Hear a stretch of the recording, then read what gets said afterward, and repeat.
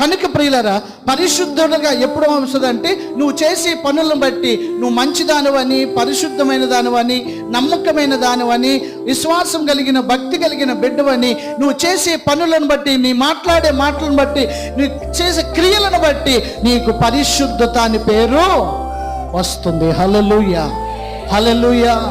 కనుక ప్రియమైన వారలారా, పరిశుద్ధత లేకుండా ఎవడు ప్రభువుని చూడడు.